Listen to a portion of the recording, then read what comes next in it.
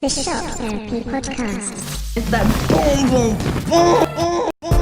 At that point, electric current is passed between the electrodes in the head. That shit just kicked in. I just feel like I smoked 1,000 blunts. For discovery brings with it the penalties of society. Shame, arrest, prison. Oh, sorry, I was taking life seriously. I'm over the end dangerous territory. This is dangerous territory right here. I'm in. I don't know what psychotic means, really. What's up, everybody? Thank you for tuning in to the Shock Therapy Podcast for November 24th, Tuesday, November 24th. I always forget the Tuesday. And I'm proud to present our first sponsor of the podcast, our first sponsor ever. This episode is sponsored by Monster Energy Drink. You know, whenever I'm going to the convenience store and my buddy who's unemployed, but he makes all his money by selling ecstasy at high school parties, he always goes, "Hey man, could you get me?" And I cut him off right there. Because I know what you want. Monster Energy. Perfect for any scumbag in your life. That's a wide umbrella I'm putting people under who drink Monster Energy drink. I mean, if I'm going off of stereotypes, which for something like energy drinks, I think is a pretty safe bet. Not realistically, but just for comedic purposes. Monster Energy is for douchebags. Red Bull is for douchebags who know how to ski, and college students, I guess. Bang is for dudes who are in shape, but also college students. There we go. And what other energy drinks we got? The rest of them are irrelevant, I suppose. Nas, that I got a soft spot there. I got a soft spot because Jesus, something in my throat. I used to drink a lot of energy drinks, and when I say used to, up to a week ago. So this is a pretty recent wound for me. I was really into energy drinks because I'm just the type of person that I don't like to sleep. I like to go to bed as late as possible, wake up as early as possible. Not because I have tons of shit to do, not because I'm trying to be the most productive person possible. I just want to be awake. I don't like being asleep. I feel like I'm wasting time. It's such a nonsensical feeling because sleep is not a waste of time. It's a necessity. You need to sleep. You need to get good sleep. It's the same thing with nutrition. It's like saying, "Oh, dude, like eating, that's just a waste of time. Why are you taking a lunch break? That's just a waste of time." Like, no, you need to eat. You need to sustain yourself to be healthy. But I've just always been that way. So energy drinks kind of get me through that and kind of keep me clear while I'm going off of very little sleep. But I went to the dentist, and the dentist told me that the carbonated beverages, the amount that I consume, is what's fucking up my teeth and giving me all these cavities. So I've cut those out. I've cut those out completely. I'm not drinking carbonated beverages. No soda, no energy drinks, no nothing. I'm just drinking coffee. And it shows. Because energy drinks, you can knock back 2 a day at most. That is what is, like, I think, considered safe. If you could even call it that, safe by the FDA or whoever makes those types of decisions based on caffeine intake. But Jesus Christ, what is in my goddamn throat? God damn it. Fuck. Something's in there, and it's going to keep happening. It's going to keep happening. Every 3 or so minutes, I'm going to go...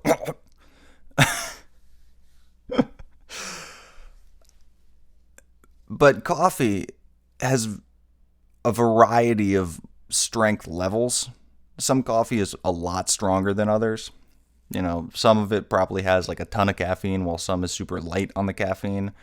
And you don't really know. They don't advertise it when you go to a coffee place.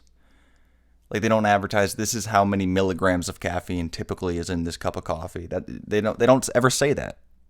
It's not. You feel like, well, I feel like that should be a widely advertised part of it, because caffeine is a volatile thing that we all consume.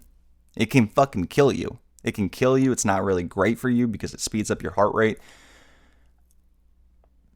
But the coffee that I brew at home is not the same strength level as a Starbucks cup, is not the same strength level as a Dunkin' Donuts cup, and that is not the same level of strength as like a 7-Eleven cup. Like, they're all different in some way, shape, or form. I don't even know. I think Starbucks is pretty strong. That's a pretty strong cup of coffee. But who's to say?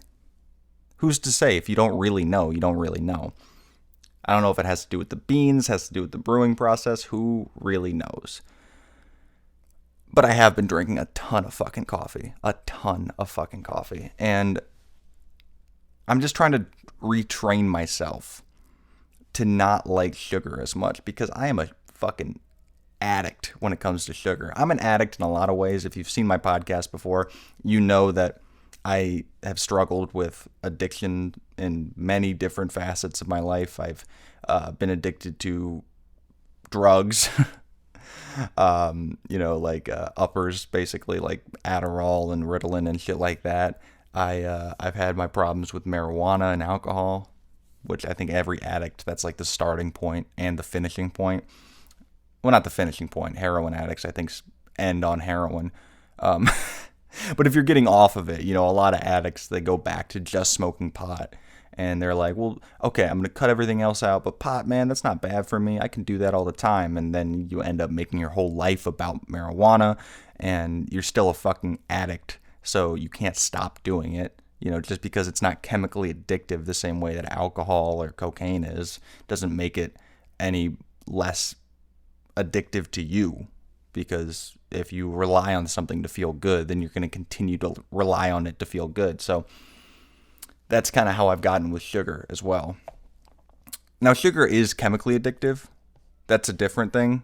Sugar is definitely like an addictive chemical, the same way like nicotine is.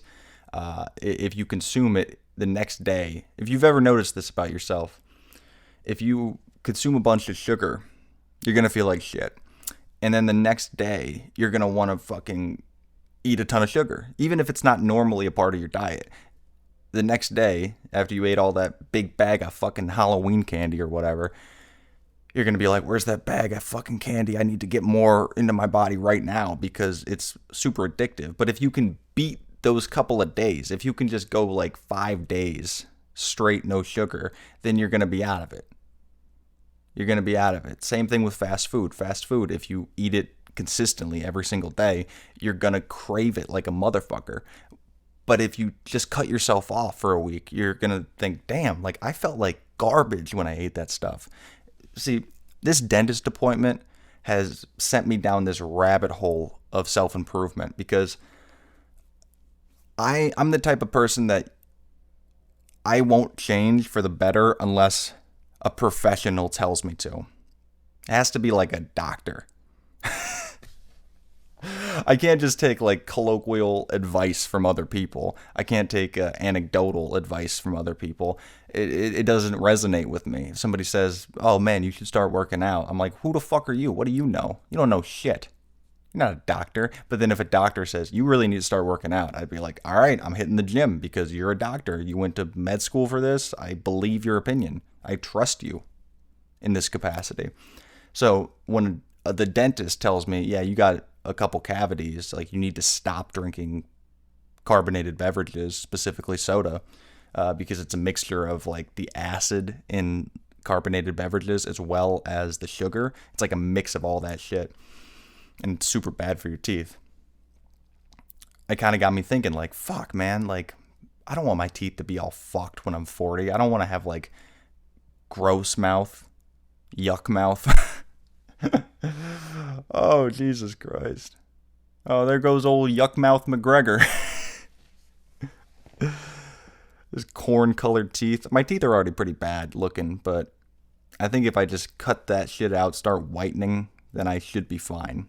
I should be fine. I'm still at an age where I can save it. But then, all right, I make that decision. I'm going to stop drinking these carbonated beverages, specifically soda. Well, fuck, like, sugar is just not good for you. Like, that's what's fucking up my mouth. It's definitely fucking up other areas of my life. I should stop eating sugar. You know what? While I'm at it, stop eating fast food, because fast food is terrible for me, and I've been eating too much of it, and it's been making me feel like garbage wherever I go. So about a week ago, I just completely stopped with my like heavy sugar intake and my heavy fast food intake.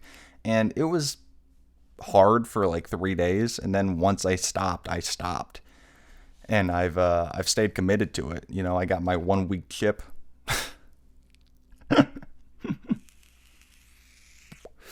That's something I want to see. I want to see like a fast food anonymous. Is that what Weight Watchers is? It's like AA for fat people.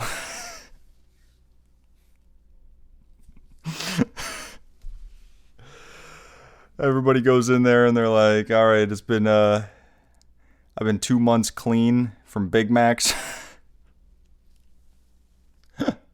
I almost slipped up and had a Filet-O-Fish the other day, but then I called my sponsor.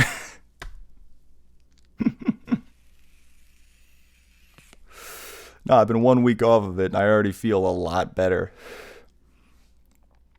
The other people I will trust, because I'm a sheep, are people on the Joe Rogan podcast. People that I, like, off the bat feel like I'm going to trust, because he brings on some people that I think, like, all right, this seems, like, shaky, their credentials. But if they have legitimate credentials that I trust, it's a case-by-case basis, of course. But if they say something that kind of makes sense to me, I'll just believe it for the rest of my life. And I think somebody went on there, some nutritionist, and they said that, you know, exercise is a big part of it, but it's basically 90% diet. Like, if your diet's good, you're going to be in good shape. You don't really have to exercise. It's good for you. It's good for you. It's the other 10%. It's still a part of the overall picture. But if you eat really good food all the time, you're going to be fucking fine, health-wise. I think if you ate like the East Asian diet where they eat a ton of fish and vegetables, even if you don't work out, you're going to be in decent shape. You might not be able to like lift heavy shit, but who cares? You're going to live a pretty long time, according to studies and research that I had nothing to do with and don't really know about. But I hear somebody talking about it on a podcast and they make full sentences and I'm easy to convince, so fuck it, that's what I believe now. I swear I'm not the only one like that.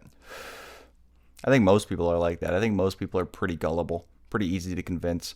You just gotta like present it to them the right way. You know, we've kind of grown to have this view that skepticism is crazy. Like people that are constant skeptics about everything, we tend to lump it all together with like flat earth conspiracy theorists and people that think Bigfoot is real. They know for sure Bigfoot is real, whatever. Like all these people that are skeptical about things in this world kind of get lumped into this all-consuming category of nutcases. And I think there is an element of that. I think some of it is mental health. Because, you know, if people have mental health issues, then that might cause them to go over the deep end with skepticism where they don't trust anything. They don't trust anything in their life. Any institution or person is not to be trusted, which is not a healthy way to go through life, I don't think. I don't think that's a good, you know, mental place to be in where you're just in your house all the time. You become, what's the word? What's the word for somebody that won't leave their house? Agoraphobic? Is that what? Is that spiders? No, that's arachnophobe. That's arachnophobic. No, yeah, I think it's agoraphobic. It means you can't leave your house. Like you have this intense anxiety about leaving your house. You kind of bring that onto yourself because you're so scared of everything in the outside world trying to fuck you. And there's a healthy level somewhere in between just accepting everything and being that guy. And I think we all need to find that. We all need to constantly be pursuing that. Because do you know how easy it is to convince people of shit? You know how fucking easy it is? I've seen people watch Fox News and just be convinced. Just watch it and be like, yep, that's what it is. Sean Hannity, he's telling the truth right now. Like, this guy has such a shaky track record with the truth. And you're just going to buy it because he says what you want to hear? Same thing with any other news source that's partisan or any. I mean, I'm admitting here that I'm the same way. It's not mainstream news. I'm very skeptical of mainstream news, but things like a podcast, like the Joe Rogan Experience. If I hear something on there, I might just believe it because I'm like, well, this is not like the news. This is not partisan. This is not biased. These are just people talking. They're just chopping it up and being real. But everybody has bias. Everybody has bias within them where they believe certain things because of their upbringing or where they came from or what they've experienced. And all the guests on that podcast are the same way. They have bias. So why am I immediately trusting them, trusting what they say? I don't know. I don't know the answers. I don't know the answers to these questions, but I just think it's fun to ponder on how skeptical yet easily convinced we've all become. We're skeptical of certain things. We're skeptical of the government. We're skeptical of big corporations. But we're not skeptical of certain charismatic people. That's how Trump won. That's how Trump won the election, because he's charismatic enough to convince people of some nonsense. And so he won the election the first time around. But that's just, that's all it takes. That's all it takes is like somebody that talks in a way that people can buy into, people can relate to, people can empathize with. And that's what he did. He empathized with a big part of this country. I don't get it. I really don't get it. But I'm not going to lie to you and say that I didn't. That when he was first on the campaign trail, that I didn't get it to a certain degree. Or I didn't have like a night or two. That's as long as it lasted, but like a night or two. But just pondering and thinking, maybe this guy's got it. Maybe this guy's got the fucking answers. Like, he seems really sure. Who bullshits that hard with that much confidence? And politicians bullshit that hard with that much confidence. But that's, in the collective American consciousness, that's what we all know. We all know that politicians are liars. But this guy wasn't a politician, so he can't be a liar. It's not like anybody else is a liar. It's just politicians, But big business people are liars, and he's a business person. They lie all the time. That's like part of the deal. I've said it before and I'll say it again. The only person that lies more than a politician is a fucking businessman. They're bullshitters. They're professional bullshit artists. Not all of them, obviously, but you kind of have to, because that's part of what selling is. If everybody knew they needed something, I think selling is easy when the product or service that you're selling is generally accepted as necessary. Like, hey, Jesus Christ. It wasn't 3 minutes, but it was it was longer. I lasted longer. Yeah, no, if it's like, hey, look, you got fucked up grass, and I have a service that has a track record that shows that we make grass great. It's green, it grows lush. Look at all these photos and testimonials from past customers. Like, we can fix your lawn. Okay, easy. And then you do it, you deliver. And they're like, I'm glad I got that service. I'm going to recommend that service to other people. That's easy business right there. If you actually have the product worth selling, then selling it, that shouldn't be hard. But if you have a product that nobody really needs, like you're going on Shark Tank, dude, I like Shark Tank, but 90% of those products are so goddamn unnecessary. So fucking unnecessary. I've seen like 2 in the history of the show where I'm like, that's a great idea. Like, that's a really good thing that this world needs, that it was lacking before. But most of it is just gimmicky nonsense.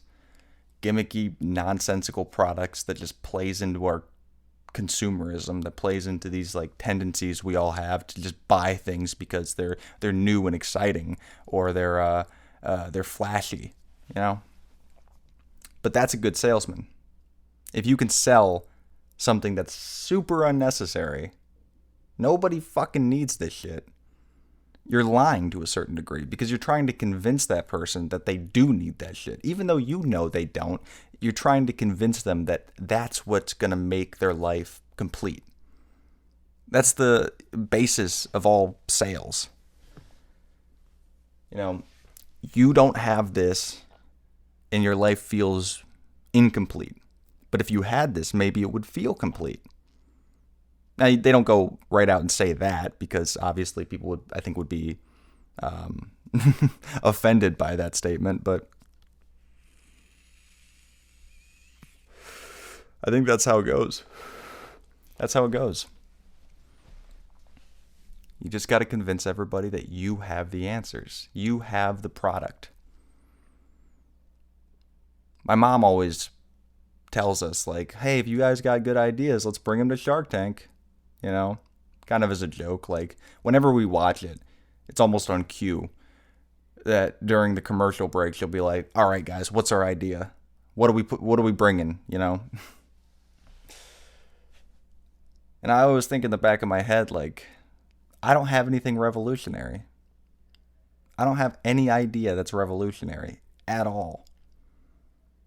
And I have the decency, the common fucking decency, to keep my bullshit ideas out of the public arena.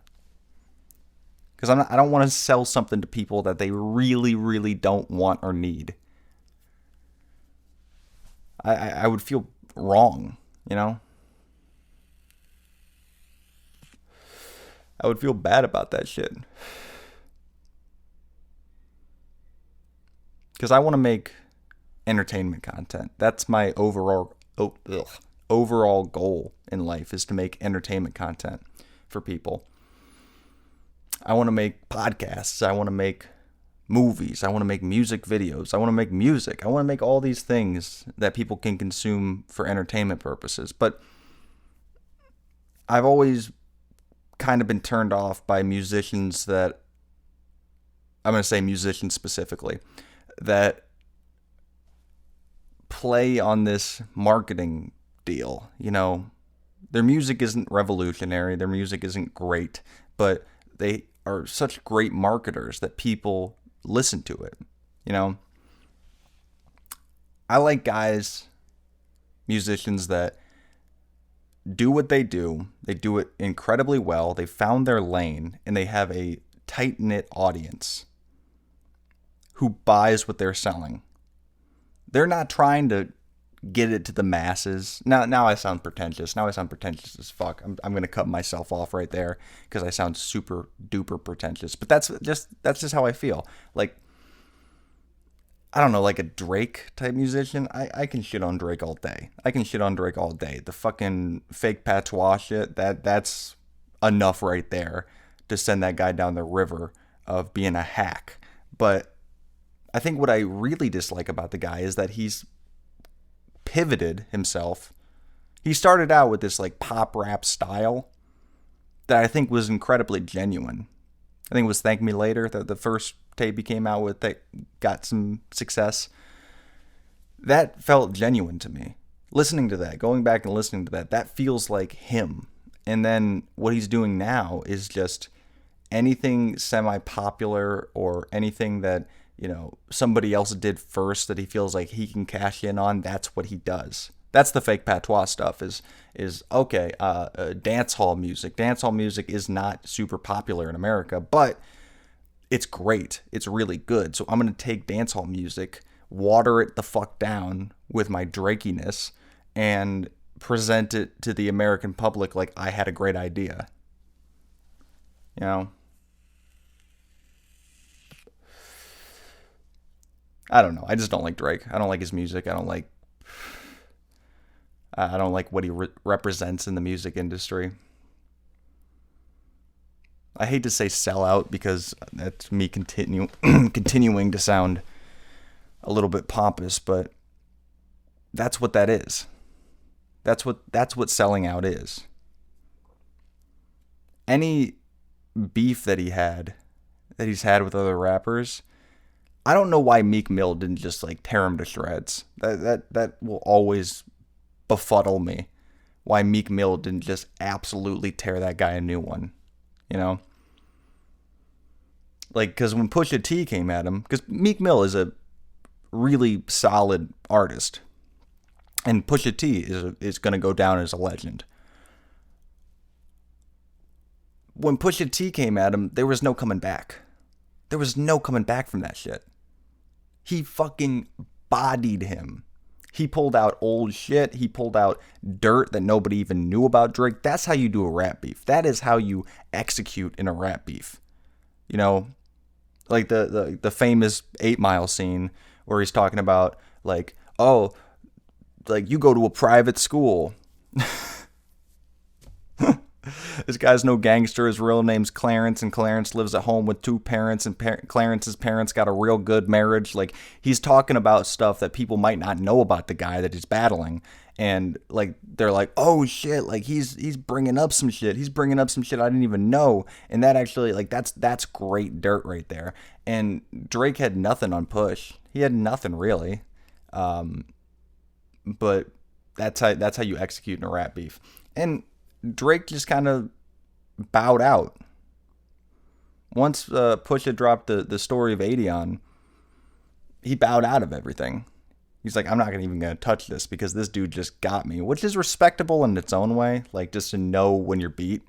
But I don't know. I like a, Eminem, MGK type beef a little bit better because that's 2 guys that both think they won. And they both have fan bases that think they won. Hardcore MGK people think he won that beef.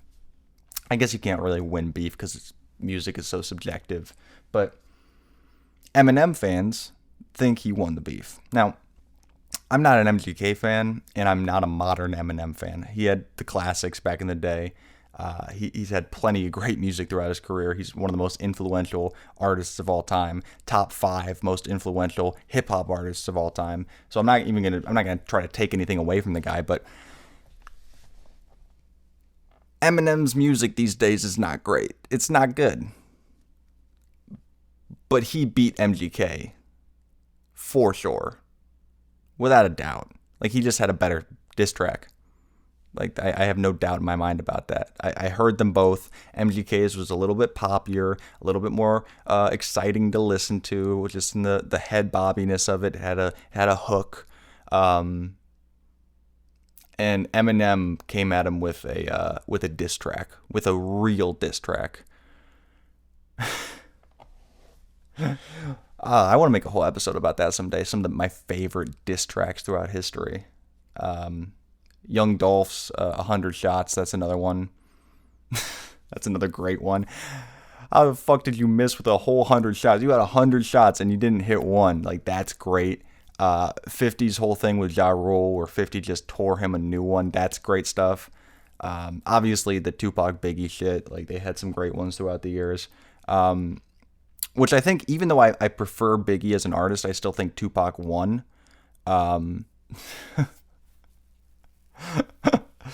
Just with the opening line, that's why I fucked your bitch, you fat motherfucker. Like, that is crazy good.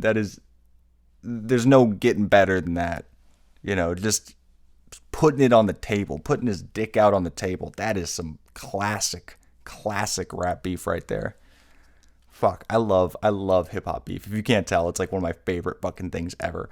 I love when 2 artists genuinely do not like each other and they're going to let each other know in song form. Because I like it, because I like the dynamics of it. I like rap battles. But at the same time, I also love the idea that they're in studios in different parts of the world, just like thinking about the other guy, seething, just writing down in a notepad like, oh, yeah, this is really going to get him now. This is going to fucking piss him off. Like... I love that. I love that so much. I mean, it's just like the most intense debate team there ever could be. Can you imagine if you were on like your high school debate team and somebody just started like writing angry, like, oh yeah, fucking, this is gonna fuck him up.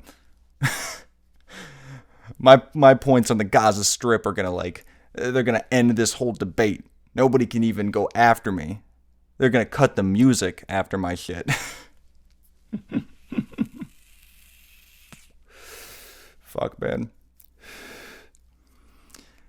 So I guess I don't really have an overall point. I kind of started in one spot, ended in a totally different spot, which tends to happen on these because I have nobody to bounce ideas off of. So I'm kind of just free firing. But I hope you guys enjoyed this one. Tune in next week. Tune into my previous episodes on the channel if you want to hear more bullshit come out of my mouth. Also, listen to the other podcasts that I'm on this channel. The Let's Start Dreaming podcast, the LSD podcast. I do it with my buddy Mikey. We talk about different topics. We do it twice a week on Wednesdays and Sundays. I also have a song out with Mikey right now called 3-Day Weekend. It's pretty cool. Check it out. I'm going to drop the links for that song on all platforms in the description of this video. Drink RC Cola or don't, because it's not very good for your teeth. But hey, if you're going to drink soda, drink RC Cola and sway for president. I'll talk to you guys next week.